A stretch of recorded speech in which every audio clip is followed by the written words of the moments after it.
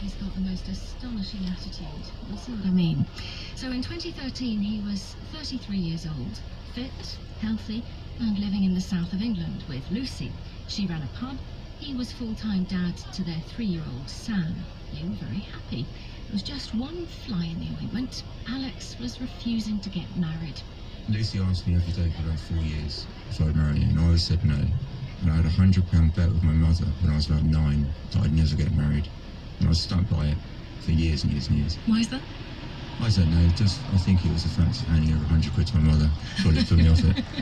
Anyway, that winter, he started feeling flu-y and took to his bed.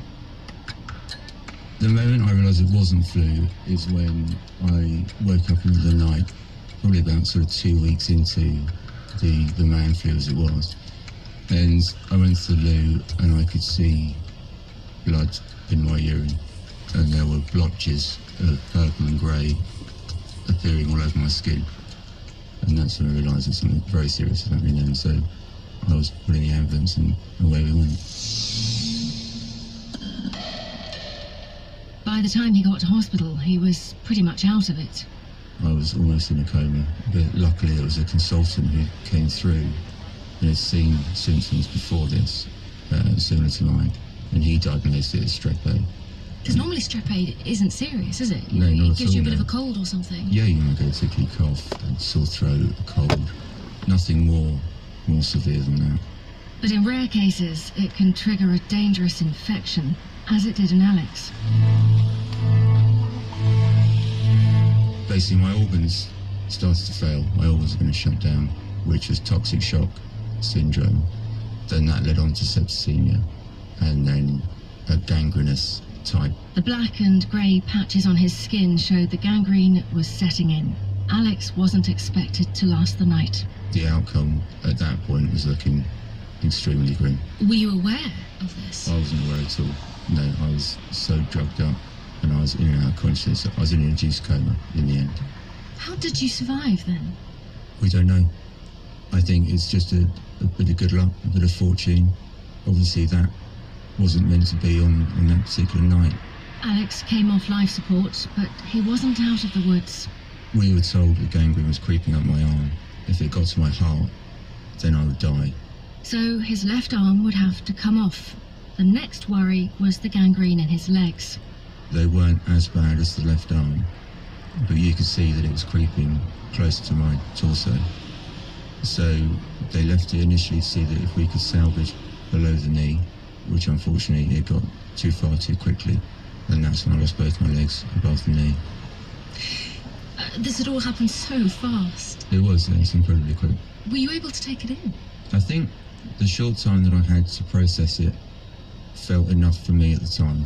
At no point did I break down, fall about in tears. There was nothing like that. And we knew, and I certainly knew, that if these limbs weren't to be amputated, then the end result was death. So really, if you put it into perspective, it was a no-brainer that you gladly see your limbs go if it meant that you could live. You had one arm left at this point. Yeah. And then you lost that too. Sadly so, yeah. Rolled over in bed? I did. I rolled over in bed and it snapped clean in half. So there was an infection in the bone, which made the bone incredibly weak. I woke up to find that my hand was hanging down by my elbow joint, so it was quite horrific. And we knew then that something was drastically wrong. Were you not in despair at that point? I was quite sad at that point. Through all this, I've always felt worse for my family, my friends and Lucy, who suffered more than I did because they were watching me going through it. And I think that was incredibly hard. So when I told Lucy, I was more upset for her. Damn. She was devastated with that news. That wasn't all. The gangrene had got to his face and taken his lips and the tip of his nose as well. Alex was concerned about how 3-year-old Sam was going to react. As soon as I was available to see people in intensive care, I wanted to see my little boy. We explained what's happening with the arms and that I get new ones in time. And the same with the face. He just thought when he saw the gangrene, it looked like I had chocolate smeared around my mouth. Is that what he said to And you? that's how he saw it. That's how he viewed it. That I just had a messy face.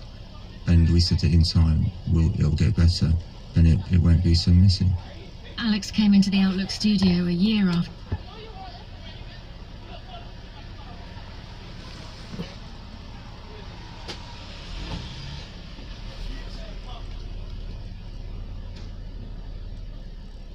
Come on.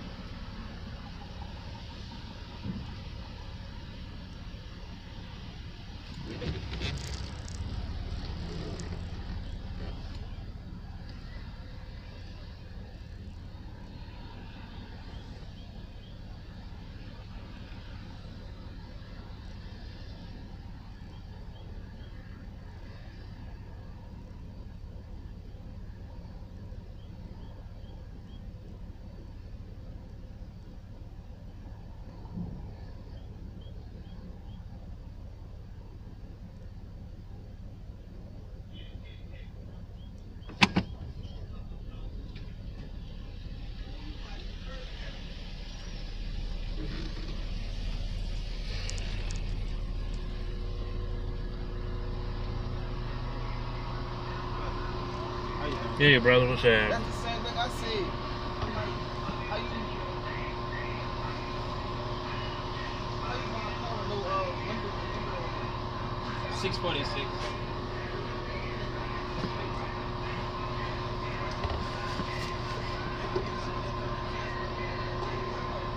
Some people stare. They do, yeah, constantly.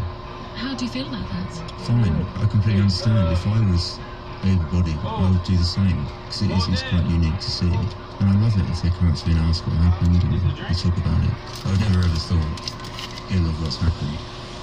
A year down the line from what initially kicked off, and I feel that it's been the most incredible year. Very positive. Right, man. Things are coming. All right, bro. Thank you, man. I think. How has this year been better than other years for you? I think it's made me realise how precious life is. Certainly how precious my life is.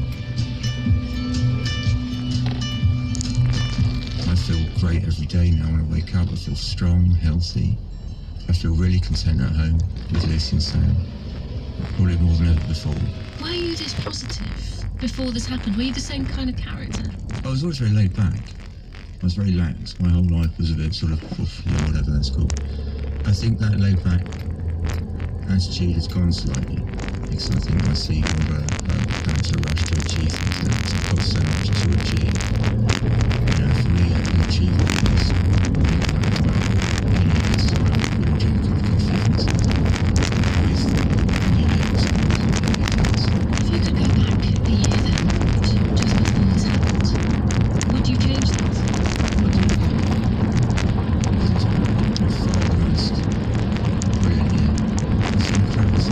Things I would never ever got to see, and not want to see it.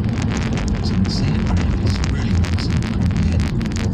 You know, I think it's incredible how the human body can adapt, how the human mind can adapt. It's been the most incredible year. There's been one other big change in Alex's life. He asked Lucy to marry him, despite that bet with his mum. I think you maybe look at being a father in a different way, being a loved one, being Lucy's partner. It made me realise how much love there was out there for me, and I think it made me realise that they're so important, and Lucy was so important in all that. So I thought, you know, it's the right thing to do is to ask her to marry me.